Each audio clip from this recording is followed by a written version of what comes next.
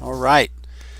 So based on our lab last night when we were working on installing Active Directory, we came across some warnings about NT4 cryptography being enabled, and I did some research, found this document here, which I've linked to, that talks about why we need to disable that, why it's a best practice, and so I've created a new assignment.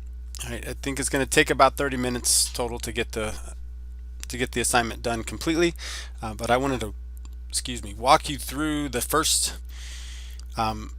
run of this so that you can see what needs to happen. Okay, so I'm gonna go ahead and open up the article real quick. So this is the article. There's a 5-minute video here that I would like you to watch. It's a Microsoft engineer explaining why to turn this off and why we don't need it.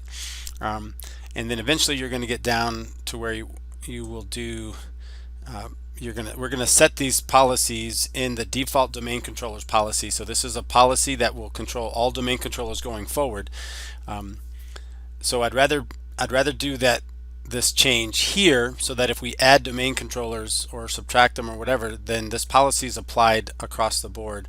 If we do this as number one in the registry, you have to go to every single computer and you have to edit every single computer registry to make this work. Okay, so we don't want to do that. We want to do this as part of the GPO, right? So that's the instruction set that I'm going to use. I'm going to set the instruction set off to the side and walk you through this on my primary domain controller. Okay, so the instructions tell you to kind of fire up, to do a run GPC and MSC, which fires up Group Policy Manager, which if you have Server Manager available, Group Policy Manager is under Tools, right? So Group Policy Management under Tools, and what you should see when you start is something like this. So I'm on my USA.local forest. I'm going to open up the forests. I'm going to open up the domains. I'm going to open up USA local.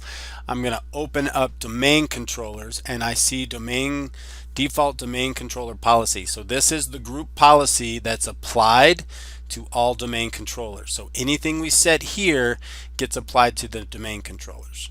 So I'm going to right mouse click and I'm going to edit, and that's going to bring up my domain control, my GPOs for computer configs and user configs for my domain controllers. All right, and the item that we want to change, so under computer config, right, so under computer configuration, we're going to open up policies, administrative templates, and then we're going to expand system. Let's make this a little bit bigger so we can actually see what's going on here. So these are all of the different items that we can control with group policy. We only need to make one setting change. It's going to be under net login. So net login.